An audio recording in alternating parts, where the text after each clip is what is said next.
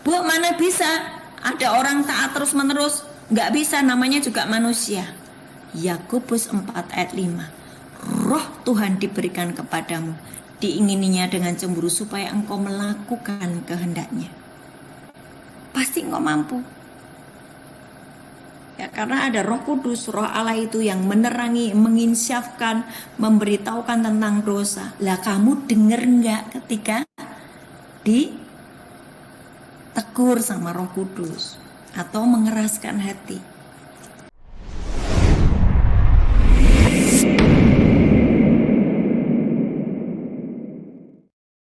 Selamat Natal dan selamat tahun baru, dan saya harap di tahun baru 2026 ini kalian memiliki sesuatu cara pandang yang baru, cara berpikir yang baru, sehingga engkau menjalani sepanjang tahun 2026 ini dengan sesuatu yang baru yang pastinya Tuhan sudah sediakan. Jangan sampai kehilangan apa yang Tuhan sudah sediakan. Setuju ya? Sepakat ya? Sepakat enggak? Amin.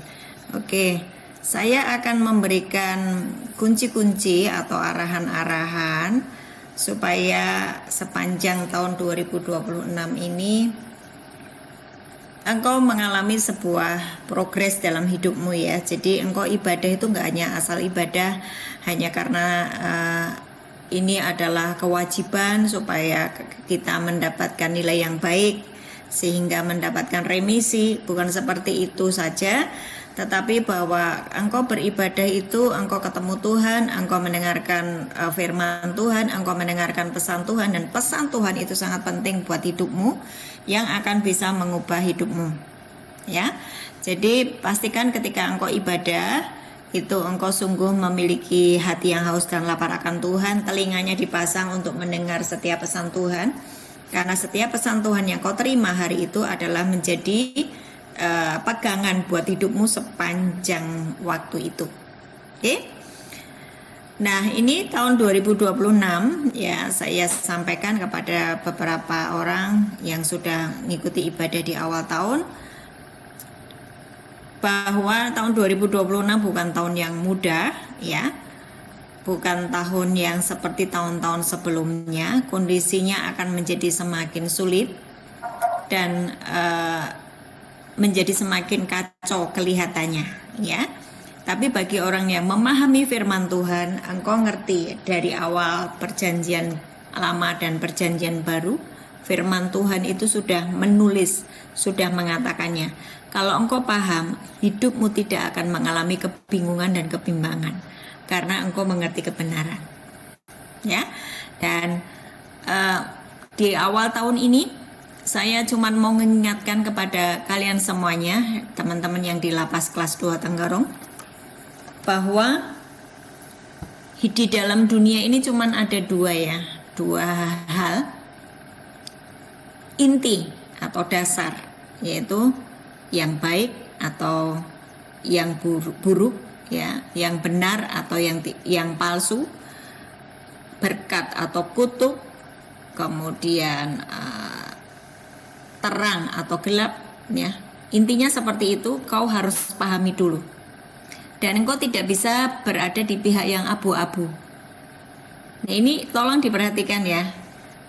Bagi kalian yang menginginkan hidupmu di tahun 2026 ini mengalami sebuah progres yang luar biasa, engkau harus memutuskan untuk hidup berada di pihak siapa ya. Kalau engkau berada di pihak Tuhan Yesus, di kitab Wahyu jelas ditulis bahwa pihak pemenang adalah Yesus Kristus, bukan antikris ya. Dan ada begitu banyak malapetaka, ada begitu banyak bencana, ada begitu banyak kesedihan. Kalau engkau baca di kitab Wahyu tentang murka Tuhan, tentang hukuman Tuhan, tentang cawan murka Tuhan yang ditumpahkan ya, ada begitu banyak penyakit, bencana alam, gunung meletus, peperangan, dan yang dari langit seperti bintang-bintang atau meteor-meteor yang jatuh ya, dan itu menimpa bumi. gunung meletus, kelaparan, wabah, itu tertulis semua di dalam kitab Wahyu. Dan sebetulnya ketika disampaikan bahwa meterai, ada 7 meterai, ada 7 sangkakala, ada 7 malaikat yang membuka meterai-meterai itu, yang meniup sangkakala itu, sebetulnya itu adalah warning atau peringatan buat kita semuanya. Bagi kalian yang paham, engkau tidak akan bingung menghadapi kehidupan ini. Ya. Nah, mengapa banyak orang itu tidak tahu untuk apa dia hidup, untuk apa dia diciptakan? Karena mereka tidak pernah membaca buku pedomannya. Engkau beli alat elektronik ya, misalnya handphone atau mungkin beli alat elektronik apapun, itu selalu ada buku pedomannya, betul ya? Kalau mungkin engkau lagi merakit, kamu beli tempat tidur rakitan yang tingkat itu ya, karena kita ini sok tahu, buku pedomannya tidak dibaca. Ketika dia sudah merangkai satu tempat tidur bagian bawah, kalau dia salah memasang penyambungnya, kebalik penyambungnya, itu mau sampai 1 hari itu tidak akan kepasang atasnya. Dia harus mengulang lagi. Sama seperti perjalanan seseorang yang hari ini sudah ada Google Map, tetapi tidak memakai Google Map. Dia masuk ke desa-desa dan tidak memakai Google Map ya. Meskipun kadang-kadang Google Map juga membuat kita tersesat ya. Kalau kita tidak memakai map itu, ada begitu banyak waktu yang terbuang. Karena apa? Tersesat. Sehingga dia sudah melakukan perjalanan 2 jam karena salah arah, dia harus balik mengulang lagi di titik awal dia tersesat tadi. Demikian juga hidup kita. Ada usia 70, 80, 90, itu usia-usia yang diberikan Tuhan kepada kita untuk hidup di bumi ini. Tapi kalau engkau tidak pernah membaca buku pedoman hidupmu, usia 30, usia 40, 50, tidak tahu apa-apa. Hanya yang namanya kegagalan, kemudian air mata, sakit penyakit tidak tersembuhkan.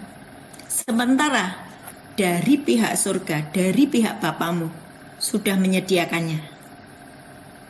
Nah, ini adalah kehidupan yang menghabiskan waktu, menghabiskan energi, tapi dia tidak menghasilkan apa-apa.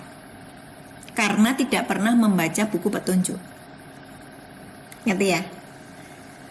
Usia 30 masih sibuk dengan urusan-urusan dosa. Padahal usia 30, kalau engkau ngerti ini adalah usia produktif, aku disertai Tuhan, ada yang namanya penyertaan Tuhan, ada yang namanya jaminan Tuhan, ada yang namanya berkat Tuhan ketika aku taat. Masih ingat itu? Yosua 1 ayat 8, kalau engkau tidak menyimpang ke kiri dan ke kanan, engkau memperkatakan Taurat Tuhan siang dan malam, maka hidupmu akan berhasil dan beruntung. Tapi karena dia tidak pernah mengerti baca firman itu, tidak paham, dan dia abaikan firman itu, dia menyimpang ke kiri, menyimpang ke kanan, akibatnya sepanjang waktu hidupnya tidak ada keberhasilan dan tidak ada keberuntungan. Firman Tuhan berkata, Mazmur 1 ayat 1-3, berbahagialah orang yang merenungkan Taurat Tuhan siang dan malam, yang tidak duduk di kumpulan pencemooh, ya, tapi yang kesukaannya adalah merenungkan Taurat Tuhan siang dan malam. Dia akan seperti pohon yang ditanam di tepi aliran air, yang akarnya merambat kepada mata air. Apa saja yang dibuatnya berhasil. Jadi keberhasilan, keberuntungan ternyata dimulai ketika pikirannya sepakat dengan firman Tuhan. Kalian ngerti bahwa kita ini sebagai jemaat disebut apa? Mempelai Kristus, tubuh Kristus, betul ya? Disebut apa? Tubuh Kristus. Berarti kepalanya siapa? Kristus. Isi kepalamu itu Kristus. Tetapi seringkali isi kepala kita adalah hal-hal yang dari dunia. Ya, hal-hal yang dari dunia, pola dunia, gaya hidup dunia, yang semuanya itu bertentangan dengan firman Tuhan. Itulah kenapa ada begitu banyak orang yang menghabiskan waktu sia-sia 80-90 tahun dan dia tidak mengerti apa yang harus dikerjakan. Hidupnya merana, miskin, sakit, tidak ada sembuh, tidak ada nama-nama Tuhan melekat di dalam hidupnya.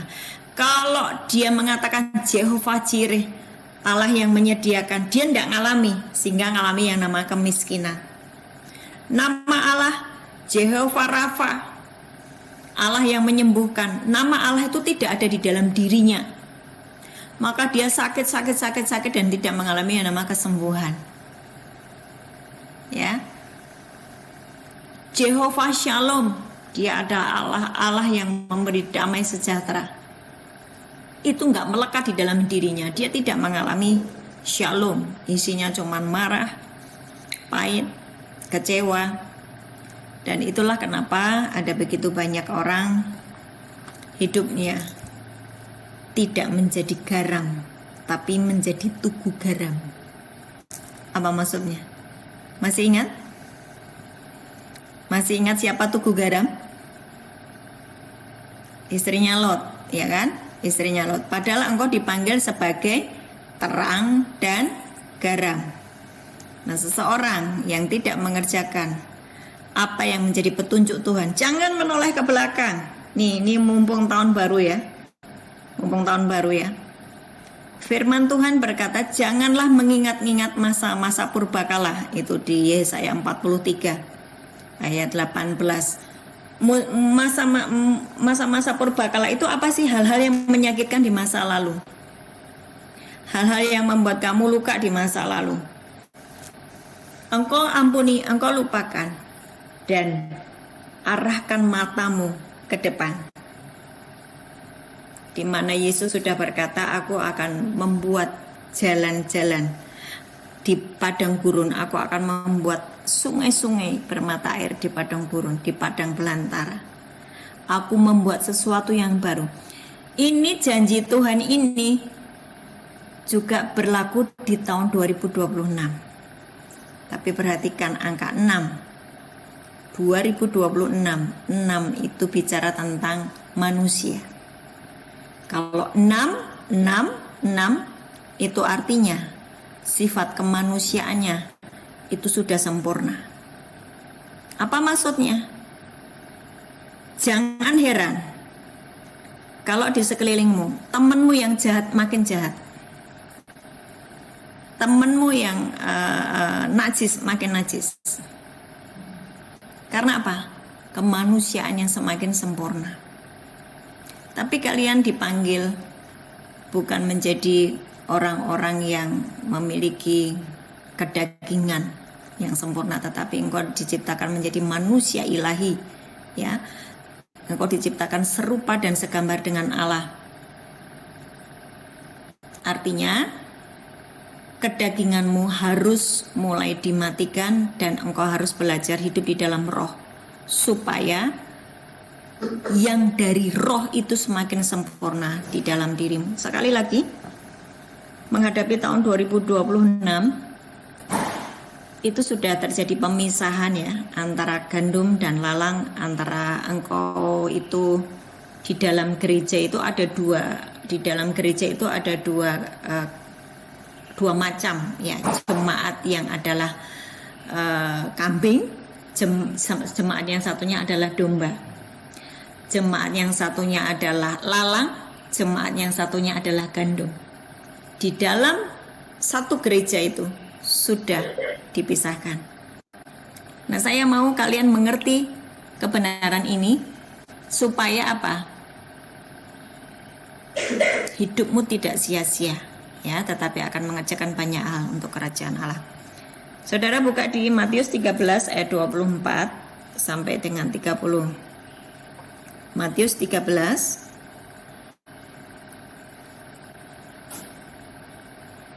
ayat 24 sampai 30.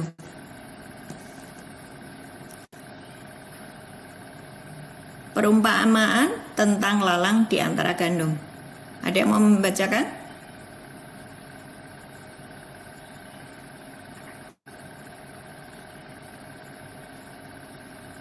Tiga. Sudah? Ada yang mau membacakan?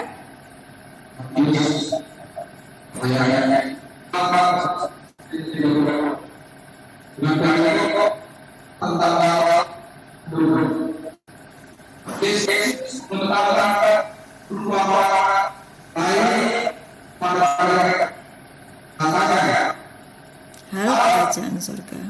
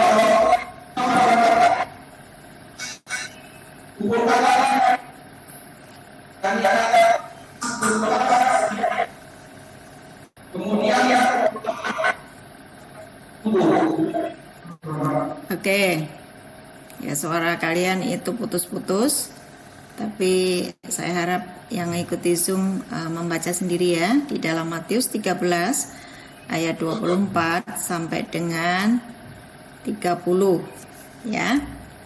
Perhatikan, setiap kali engkau mendengar firman seperti ini, ibadah seperti ini, ada orang yang keluar dari ruang ibadah, dia tidak akan mendapatkan apa-apa. Ya. Ada orang yang keluar dari ibadah, dia tidak tahu apa yang diajarkan hari ini. Dia tidak tahu firman-Nya itu apa, tapi ada yang tahu, paham, dan itu hidupnya berubah. Nah, yang tidak tahu apa-apa itu bicara apa sih? Bicara tentang kondisi hati. Ya. Kalian dengar firman kayak gini nih.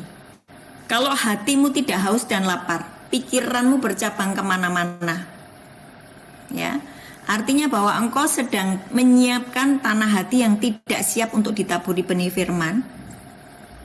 Sehingga seperti Matius 13 di ayat-ayat yang awal itu, Tuhan memberikan perumpamaan bahwa ada 4 jenis macam hati: pinggir jalan, batu-batu, semak duri, dan tanah yang subur. Yang bisa berbuah adalah yang tanah subur. Nah, yang pinggir jalan, batu-batu, semak duri, itu mereka dengar firman, tapi tidak mengubah apapun.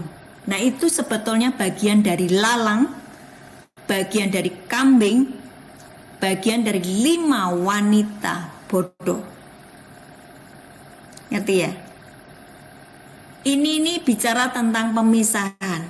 2026 nanti kamu akan lihat ada begitu jelas pemisahan. Oh, ini orang benar. Oh, ini orang fasik. Oh, ini orang yang murni hatinya. Oh, ini orang yang penuh dengan kemunafikan. Itu semuanya akan diekspos. Nah, saya hari ini menginginkan ya, mengajak kita semuanya ngecek hidup kita ya, hidup kita. ibadah setiap hari dari Senin sampai Minggu. Kalau buahnya tidak ada perubahan, kamu pemarah tetap pemarah, kamu baperan tetap baperan, kamu cepat tersinggung, kamu tetap aja cepat tersinggung walaupun habis dengar firman.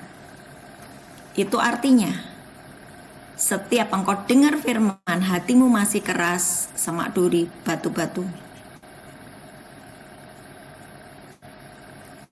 Nah, saudara perhatikan, Tuhan itu memberikan kepada kita Roh Kudusnya, dan Tuhan memberikan kepada kita firman-Nya. Itu Tuhan menginginkannya dengan cemburu supaya kita ini menyenangkan hatinya.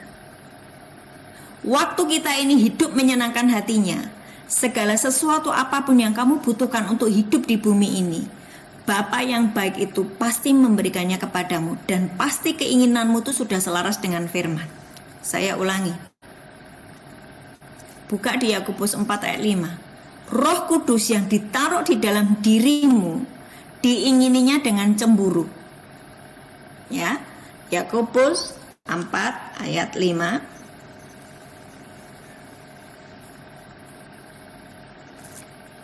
Janganlah kamu menyangka bahwa kitab suci tanpa alasan berkata, roh yang ditempatkan Allah di dalam diri kita diingininya dengan cemburu. Maksudnya apa?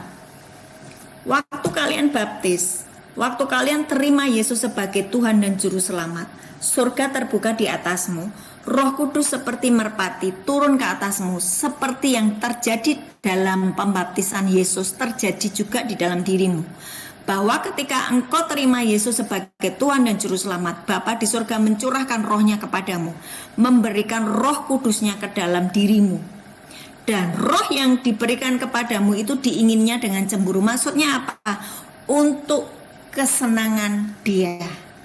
Roh Kudus ditaruh di dalam dirimu untuk menginsyafkan hidupmu. Ketika Dia berbicara kepadamu, Dia menegur engkau di dalam mimpi, Dia menegur engkau di dalam kejadian sehari-hari, itu Roh Kudus yang diam di dalammu. Dan ketika engkau tetap berkeras, artinya engkau sedang tidak menyenangkan hatinya. Padahal Roh Kudus ditaruh di dalam dirimu untuk supaya hidupmu menyenangkan hati Tuhan. Tidak hanya Roh Kudus yang diberikan kepadamu, pengampunan dosa. Yesus mati di atas kayu salib, darahnya menebus dosa dan pelanggaran kita semuanya. Betul? Dan tidak hanya pengampunan dosa. Waktu kamu sakit, bilur-bilurnya menyembuhkan. Waktu kamu miskin, Dia rela menjadi miskin supaya kamu jadi kaya. Itu tidak hanya informasi, tapi harus terjadi di dalam hidupmu. Kenapa itu tidak terjadi di dalam hidupmu? Hatimu keras, hatimu pinggir jalan, semak duri. Setiap kali mau dengar firman, mau ibadah seperti ini, engkau tidak menyiapkan hati yang beres. Hati masih luka, masih marah. Sudah perhatikan ya? Hati kita dan pikiran kita ini adalah dua hal yang paling penting, dan itu adalah jiwa kita. Hati dan pikiran kita itu adalah dua hal yang paling penting untuk engkau bisa mengalami yang namanya janji Tuhan. Kalau hati kita, pikiran kita sedang tidak baik-baik saja, engkau terluka, engkau tersinggung, engkau marah, engkau takut, engkau kecewa. Semua bisikan iblis yang terngiang-ngiang di atas kepalamu engkau dengarkan. Itu membuat seseorang tidak bisa menangkap benih firman Tuhan. Ya, jadi sebetulnya di awal tahun ini saya cuma mengulang apa yang sudah pernah saya sampaikan ya. Seseorang itu ketika di awal tahun ini ya, anggaplah ini startmu di awal tahun ini. Tuhan itu selalu memberikan yang namanya perjalanan hidup itu seperti lomba lari. Startmu di tahun 2026 ini. Saya mengajak kalian semuanya untuk memberesi sikap hati yang salah. Seorang pelari Dia harus berfokus ke depan. Dan dia tidak boleh membawa pakaian-pakaian yang memberatkan tubuhnya ketika dia lari. Apa yang membuat hidup kita ini menjadi berbeban berat adalah dosa. Ketika dosa itu masih tetap kita kerjakan, kita seperti seorang pelari yang membawa beban berat berlari menuju ke garis finish. Tetap saja dia akan menjadi seorang yang kalah di dalam pertandingan tersebut. Dan ujungnya stres. Perhatikan, hari ini beresi dosamu, apapun itu dosamu. Yang kedua, jangan melihat ke belakang. Karena seorang atlet, kalau dia lari melihat ke belakang, kekurangannya, kecepatannya itu akan berkurang. Terus fokus ke depan. Ya. Dan perhatikan setiap engkau mendengarkan firman Tuhan, pastikan bahwa engkau paham. Kalau engkau nggak paham, engkau ulang lagi bacanya. Bu, bagaimana saya nggak ada yang ngajari? Ada yang ngajari hidupmu, yaitu Roh Kudus. Ketika engkau bertanya, Roh Kudus, ini maksudnya apa sih? Kalau engkau memanggil Roh Kudus, nggak mungkin roh penyesat yang datang. Ya, engkau beresi hatimu, engkau berkata, Roh Kudus tuntun aku untuk hidup selaras dengan firman Tuhan. Nggak mungkin Roh Kudus membawa kamu ke dalam penyesatan yang namanya dendam, tidak bisa mengampuni. Tidak mungkin.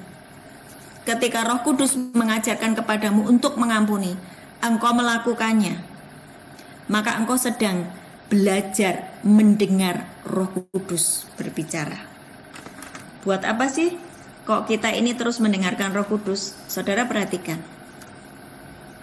Kalau kamu pengen hidupmu berhasil di tahun 2026, meskipun masih ada di lapas, perhatikan Roh Kudus berbicara kepadamu. Perhatikan setiap firman yang kamu baca, yang kamu renungkan. Pahami itu, lakukan. Maka engkau sedang jalan dengan pimpinan Tuhan. Dan ketika engkau jalan dengan pimpinan Tuhan, yang namanya janji Tuhan itu digenapi. Ya. Baca di Wahyu 12. Nanti dibaca sendiri karena kita tidak punya waktu ya. Waktunya sudah habis tadi 15 menit. Kamu baca di Wahyu 12. Itu ada seorang perempuan yang satu dilindungi, yang satunya dikejar-kejar oleh naga. Ya, siapa itu wanita yang dilindungi? Adalah dia yang terus hidup di dalam firman Tuhan dan dituntun oleh Roh Kudus. Mereka tidak hanya orang-orang yang asik dengar khotbah di sini sembari ngalamun, sembari mikirin yang lain. Tetapi dia sungguh-sungguh hidup di dalam kebenaran firman Tuhan dan melakukannya. Maka dia adalah orang-orang yang diluputkan dan yang dibedakan. Mau dibaca deh Wahyu 12. Saya akan bacakan dulu ya, karena suara kalian itu nggak masuk. Wahyu 12. Saudara, kenapa saya langsung kitab Wahyu? Karena kalian sadar atau tidak bahwa hari-hari ini setiap meterai-meterai itu sudah mulai dibuka. Sadar atau tidak, setiap cawan murka Tuhan itu sudah mulai dituang. Ya, jadi kenapa kok Bu Ana tiba-tiba langsung masuk di kitab Wahyu di tahun 2026 awal ini? Karena sebetulnya semua meterai-meterai itu sudah mulai dibuka. Ya. Saya bacakan di Wahyu 12 ayat 13 sampai 18. Naga memburu perempuan itu. Nah, perempuan itu bicara gereja ya. Kalian semuanya itu disebut perempuan. Mempelai perempuan. Jemaat itu disebut mempelai perempuan. Gereja itu disebut mempelai perempuan. Mempelai laki-lakinya siapa? Mempelai laki-lakinya siapa? Yesus, ya, mempelai laki-lakinya Yesus. Eh, se- kenapa Bu, Ibu di awal itu langsung geber di kitab Wahyu? Kalian harus mengejar ketinggalan kalian. Kalian harus mengejar ketinggalan kalian. Perhatikan. Naga memburu perempuan itu. Siapa perempuan? Adalah mempelai Kristus, adalah manusia-manusia ini loh, ya.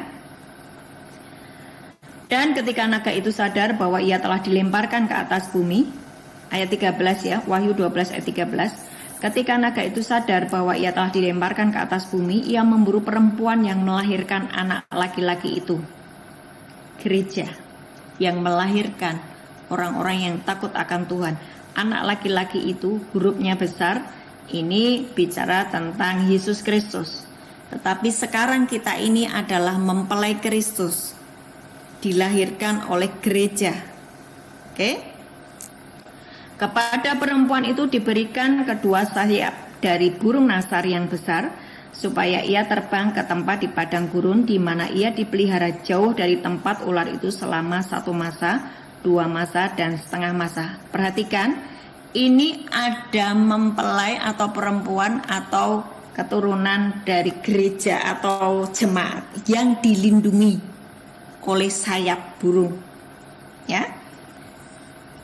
Jauh dipelihara jauh dari tempat ular itu selama 1 masa, 2 masa, dan setengah masa. Lalu ular itu menyemburkan dari mulut air sebesar sungai ke arah perempuan itu supaya ia dihanyutkan sungai itu. Bicara apa sih sungai? Sungai itu bicara kumpulan orang-orang yang banyak sekali. Ya. Dan itu disemburkan kepada orang-orang yang banyak sekali itu ya. Lalu ular itu menyemburkan dari mulutnya air sebesar sungai ke arah perempuan itu supaya ia dihanyutkan sungai itu. Tetapi bumi datang menolong perempuan itu. Ia membuka mulutnya dan menelan sungai yang disemburkan naga itu dari mulutnya. Maka marahlah naga itu kepada perempuan itu, lalu pergi memerangi keturunannya yang lain, yang menuruti hukum-hukum Allah dan memiliki kesaksian Yesus, dan ia tinggal berdiri di pantai laut.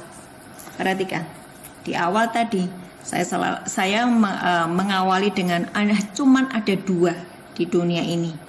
Kamu pengikut Tuhan atau kamu pengikut iblis. Jadi cuman ada 2, Tuhan atau iblis. Kamu di mana? Saya ini di mana? Kalau saya ini kadang-kadang ikut Tuhan, kadang-kadang ikut iblis, nah itu dimuntahkan.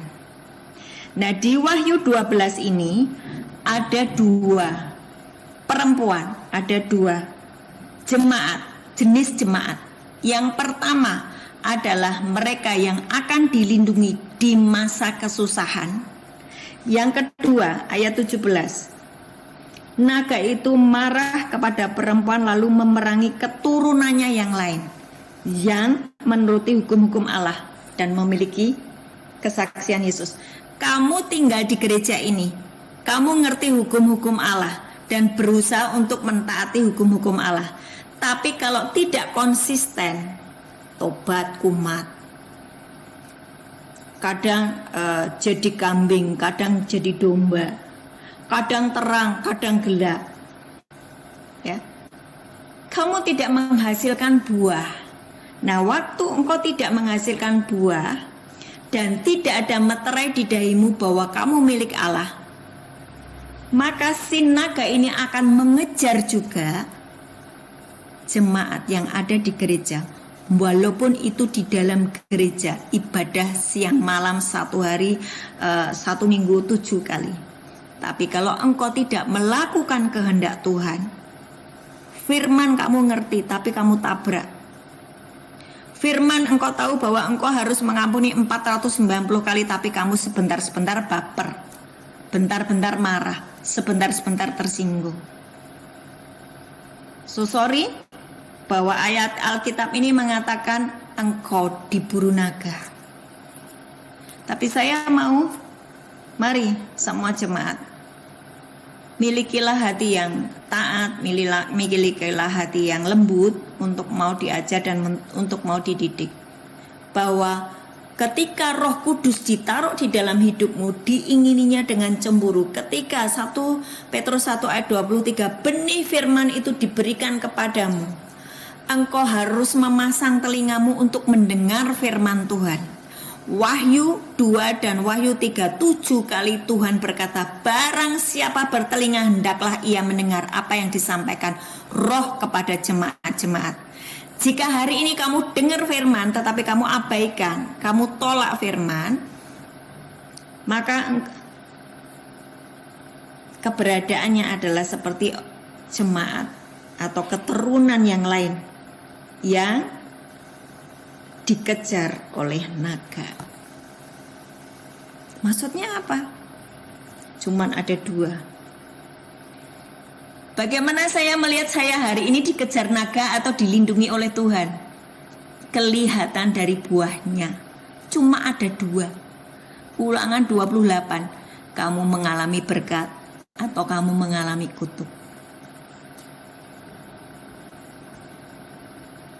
Ini paham enggak? Saudara paham enggak? Kalau hari ini seperti seolah-olahnya hidupmu itu loh. Nih baca Ulangan 28 ya. Yesus berkata di Yohanes 10 ayat 10 bahwa pencuri datang untuk mencuri, membunuh, membinasakan. Aku datang untuk memberimu hidup-hidup yang berkelimpahan. Lah berarti kan di atasnya cuma 2. Kalau kamu di atasmu itu majikanmu iblis, maka engkau akan mengalami yang namanya kutuk. Karena pencuri datang untuk mencuri, membunuh, membinasakan. Ngerti ya? Yesus datang, berarti ada 2 toh, iblis sama Yesus. Yesus datang memberimu hidup, hidup yang berkelimpahan, berkat. Nah, Ulangan 28 itu cuman ada 2, berkat atau kutuk. Ya, coba kalian baca di Ulangan 28. Bagaimana mengecek hidup saya hari ini? Apakah saya berada bersama-sama dengan Tuhan sungguh-sungguh? Atau saya ternyata ada di pihak iblis? Itu dari buahnya. Oke? Dari buahnya. Perhatikan. Berkat. Jika engkau baik-baik mendengarkan suara Tuhan Allahmu, melakukan dengan setia segala perintahnya yang kusampaikan kepadamu pada hari ini, maka Tuhan Allahmu akan mengangkat engkau di atas segala bangsa. Segala berkat ini akan datang kepadamu menjadi bagianmu. Diberkatilah engkau di kota, diberkatilah buah kandunganmu, hasil bumimu, hasil ternakmu, diberkatilah bakulmu, tempat adonanmu, diberkatilah engkau pada waktu masuk. Tuhan akan membiarkan musuhmu maju berperang melawan engkau, terpukul kalah olehmu. Bersatu jalan mereka menyerang engkau, tetapi bertujuh jalan mereka akan lari di depanmu. Perhatikan. Ayat 8, Tuhan akan memerintahkan berkat ke atasmu, ke atas lumbung-lumbungmu, di dalam segala usahamu. Ia akan memberkati engkau di negeri yang diberikan kepadamu. Terus baca terus sampai ayat 13 sampai ayat 14. Tuhan mengangkat engkau jadi kepala bukan ekor. Engkau tetap naik bukan turun. Engkau tidak menyimpang ke kanan ke kiri, maka segala berkat ini akan datang kepadamu.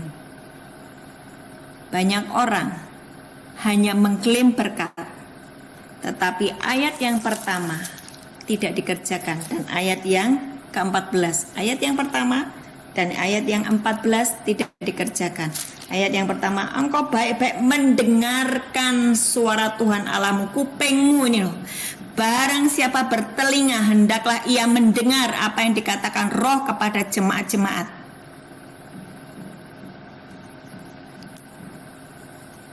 Itu berhubungan juga dengan hati dan pikiran kita.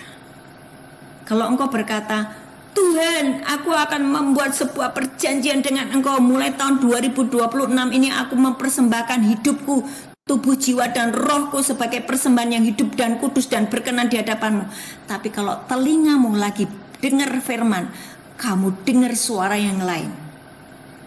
Hatimu, pikiranmu ketika kamu dengar firman, tapi masih mengingat-ingat kesakitanmu, masa lalumu, pikiranmu tidak di firman, hatimu marah, hatimu semak duri. Semak duri itu apa sih? Penuh dengan kekhawatiran tentang kekayaan dunia, tipu daya kekayaan, penuh dengan kekhawatiran dan tipu daya kekayaan. Pikirannya cuma itu saja. Maka engkau sedang tidak mendengar apa yang disampaikan oleh Roh kepada bangsa-bangsa. Jangan pernah mengklaim berkat Tuhan jika bagian taat kepada firman Tuhan tidak engkau kerjakan. Ketika engkau taat, maka ketika engkau Tuhan, engkau berjanji akan memberkati aku. Bagianmu kau kerjakan, taat. Bu, mana bisa ada orang taat terus menerus? Nggak bisa, namanya juga manusia. Yakobus 4 ayat 5. Roh Tuhan diberikan kepadamu, diingininya dengan cemburu supaya engkau melakukan kehendaknya. Pasti engkau mampu. Ya, karena ada Roh Kudus, Roh Allah itu yang menerangi, menginsyafkan, memberitahukan tentang dosa. Lah kamu dengar nggak ketika ditegur sama Roh Kudus atau mengeraskan hati? Nah, sekarang ya, coba dilihat ini terakhir nih, ayat terakhir. Ya, coba dilihat di ayat 15 sampai 46. Nanti kamu baca sendiri ya. Baca sendiri. Ulangan. Semua punya Alkitab kan? Semua punya Alkitab kan? Punya. Kalian baca di Ulangan 28 ayat 15 sampai dengan 46. Apakah ada bagian-bagian itu yang ditulis di dalam di situ itu menimpa hidupmu? Kalau ada, berarti engkau ini sedang di pihaknya siapa?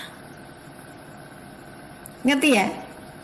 Loh, apa sih Bu isinya? Tetapi jika engkau tidak mendengarkan suara Tuhan Allahmu, tidak melakukan yang setia, terkutuklah engkau di kota, terkutuklah engkau di ladang, sial terus. Terkutuklah bakulmu, tempat adonanmu, bikin usaha apapun gagal. Terkutuklah buah kandunganmu, mandul, tidak berbuah, ya kan? Terus ayat 20, Tuhan akan mendatangkan kutuk huru hara, penghajaran. Wah, itu ribut terus di dalam rumahnya. Ya kan? Terus itu sampai engkau punah binasa sebab engkau telah meninggalkan aku. Tuhan akan meletakkan penyakit sampar nih. Perhatikan ayat 21. Perhatikan ayat 21. Tuhan akan meletakkan penyakit sampar kepadamu sampai dihabiskannya engkau dari tanah kemana engkau pergi untuk mendudukinya. Tuhan menghajar engkau dengan batuk kering, demam, demam kepialu, sakit radang, kekeringan, hama, penyakit gandum, semuanya itu memburu engkau sampai engkau binasa. Nah ini perhatikan 23, rezekinya seret, ayat 23. Juga langit yang di atas kepalamu akan menjadi tembaga, tanah yang di bawah pun akan menjadi besi. Lah kalau langit tembaga itu berarti tidak terjadi open heaven, tidak terjadi surga terbuka. Padahal janji Tuhan, kalau engkau sudah dibaptis, surga terbuka atasmu, dan Roh Allah seperti burung merpati yang terjadi di Markus 1 ayat 9 sampai 11 itu terjadi juga dalam dirimu. Tuhan janji surga terbuka, Roh Kudus diam di dalammu, menuntun hidupmu di dalam ketaatan. Kalau surga terbuka di atasmu, blessing itu turun atasmu. Tapi perhatikan, kalau kamu tidak taat, padahal Roh Kudus sudah ditaruh, firman Tuhan sudah dikasih, kamu tidak taat, langit di atas kepalamu menjadi tembaga, tanah di bawah pun menjadi besi. You nanam apa saja tidak berhasil, benih itu tidak menghasilkan buah. Kenapa? Tanahnya besi.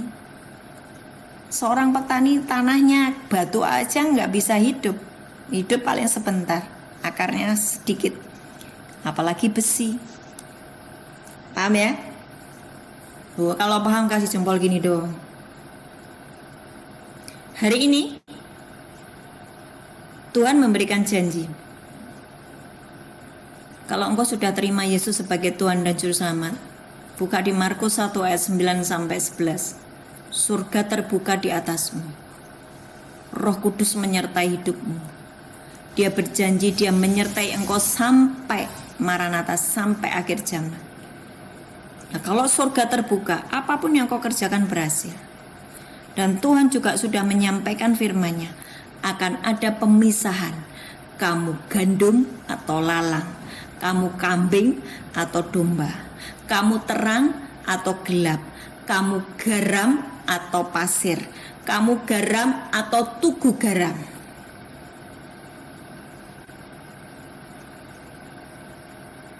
Saya close dengan perkataan Tuhan pagi tadi kepada saya. Jadi Tuhan itu kan sudah memberikan semuanya kepada kita ya. Dan Tuhan itu sudah mengalahkan iblis, dosa dan maut, dan kita diberi kuasa otoritas untuk mengalahkan iblis. Tapi kenapa banyak orang masih dikuasai oleh iblis? Karena dia tidak mau dengar-dengaran akan firman Tuhan. Nah, tadi pagi Tuhan berkata, destiny anak-anakku itu adalah garam dan terang. Tetapi mereka tetap hidup di dalam kegelapan. Padahal kalau dia hidup di dalam kegelapan, hanya tinggal kamu taruh terang aja. Firman Tuhan itu terang. Tuhan itu terang. Firman Tuhan itu Allah sendiri. Kamu baca firman, kamu renungkan, kamu baca firman, kamu renungkan, kamu jadi terang. Yohanes 1 ayat 4 sampai dengan 5. Coba dibaca Yohanes 1 4 sampai 5. Ya, Yohanes 1 4 dan 5. Di dalam dia, di dalam firman ada hidup, di dalam Yesus ada hidup, dan hidup itu adalah terang manusia. Terang itu bercahaya di dalam kegelapan, dan kegelapan itu tidak akan menguasainya. Kalau saudara semua yang ada di Tenggarong hari ini kesukaanmu adalah merenungkan firman Tuhan, tiba-tiba sisi gelapmu hilang. Kamu berubah menjadi terang karena kesukaanmu merenungkan Taurat Tuhan siang dan malam. Firman Tuhan berkata, terang itu bercahaya di dalam kegelapan, dan kegelapan tidak menguasainya. Sesungguhnya engkau itu terang. Yang kedua, aku menjadikan mereka itu menjadi garam. Tapi sekarang banyak anak Tuhan jadi tugu garam. Apa itu tugu garam? Mereka bisa ibadah, mereka bisa jadi worship leader, mereka bisa menyampaikan firman, mereka bisa pelayanan, tetapi tidak mempengaruhi menjadi baik. Hidupnya gitu-gitu saja. Jadi dilihat orang, tapi tidak berfungsi. Muncul di tengah-tengah kerumunan, muncul di tengah-tengah hiruk pikuk YouTube, hiruk pikuk sosmed ya, tapi tidak berfungsi sebagai garam, hanya tugu garam, tidak menggarami, tidak mempengaruhi. Hanya orang lihat, oh itu anak Tuhan tapi berzina, oh itu anak Tuhan tapi nyabu, oh itu anak Tuhan korupsi, oh itu anak Tuhan. Saudara perhatikan, yuk di awal ini saya mengajak kalian untuk sungguh-sungguh koreksi dirimu. Yuk di pihak siapa? Di pihak pemenang, engkau akan mengalahkan antikris bersama Yesus. Kalau engkau tetap di pihak iblis, engkau ditiup oleh nafas Tuhan dan kehilangan Tuhan selamanya. Pastikan hari ini engkau memperbaiki hidupmu, sikap hatimu, dan mari belajar taat sebab Roh Kudus sudah diam di dalam kita. Tuhan Yesus memberkati. Mari kita berdoa. Bangkit berdiri yuk, kita berdoa. Bapa, di dalam nama Tuhan Yesus, hari ini aku hadapkan seluruh anak-anakmu yang ada di lapas kelas 2 Tenggarong. Kami serahkan roh, jiwa, dan tubuh mereka ke dalam tangan-Mu. Bapa di surga, hamba-Mu diberi tugas untuk menyampaikan firman hari ini, dan firman pesan-Mu sudah hamba-Mu sampaikan. Hari ini biar mereka mengambil keputusan untuk berada di pihak Sang Pemenang, yaitu Raja di atas segala raja, Yesus Kristus Sang Firman. Taruh tangan kalian di dada. Ubahlah hati mereka ya Tuhan Yesus, berikan hati yang baru, hati yang taat, mudah diajar, mudah dibentuk, hati yang keras dihancurkan, hati yang keras dibuang. Mereka diberikan hati yang baru, hati yang mau taat dalam nama Yesus, dan berikan roh yang baru, Aku berkata kepada roh-roh dunia yang lemah dan miskin yang masih menguasai anak-anak Tuhan di tempat ini. Roh percabulan, roh iri hati, roh pertengkaran, perselisihan, kemarahan, semua roh-roh narkoba, roh jorok porno cabul. Di dalam nama Yesus aku hardik keluar dalam nama Yesus. Dan Roh Kudus ambil alih atas hidup mereka. Engkau Tuhan Yesus memerintahkan kami sebagai imamat yang rajani, penengah antara umatmu dengan engkau sendiri. Dan hari ini kami bersyafaat untuk seluruh anak-anakmu di lapas kelas 2 Tenggarong. Tuhan, kami rampas mereka dari api neraka masuk di dalam kerajaan surga, meteraikan mereka menjadi milikmu selama-lamanya. Tuliskan nama mereka masing-masing Tuhan di dalam buku kitab kehidupanmu. Tidak ada satupun yang binasa, tidak ada satupun yang menjadi hak miliknya iblis. Tapi Tuhan, meteraikan di dahi mereka. Yuk bikin tanda salib di dahi kalian masing-masing. Bikin tanda salib di dahi kalian masing-masing. Sembari kalian ngomong, Tuhan Yesus, tuliskan namaku di dalam buku kitab kehidupan. Aku bertobat sungguh-sungguh Tuhan. Jadikan aku milik kesayanganmu. Meteraikan aku menjadi milikmu selama-lamanya. Katakan itu di dalam dirimu. Di dalam nama Yesus, Tuhan, apapun yang mereka perkatakan, Engkau meteraikan, malaikat mencatat, dan sah hari ini kalian menjadi milik kerajaan Allah. Apapun yang terjadi di depan kalian, Tuhan memegang dengan tangan kanannya. Engkau tidak akan pernah dilepaskan, selama-lamanya menjadi milik Yesus.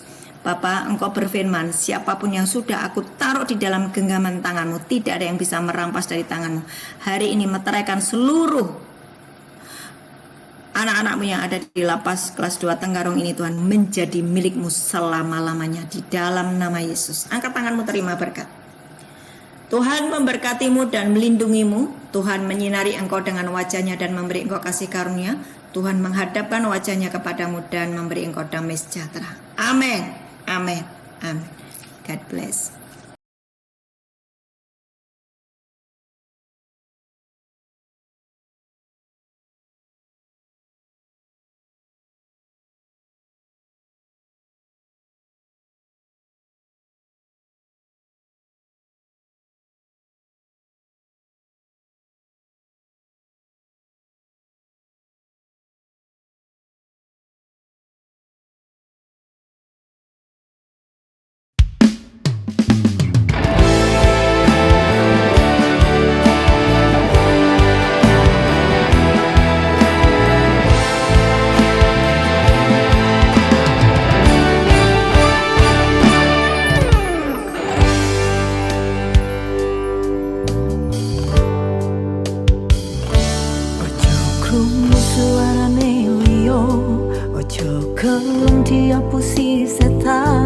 Dengarkan saja firman Tuhan. Ojo krungu suarane liyo, ojo gelem diapusi setan. Dengarkan saja firman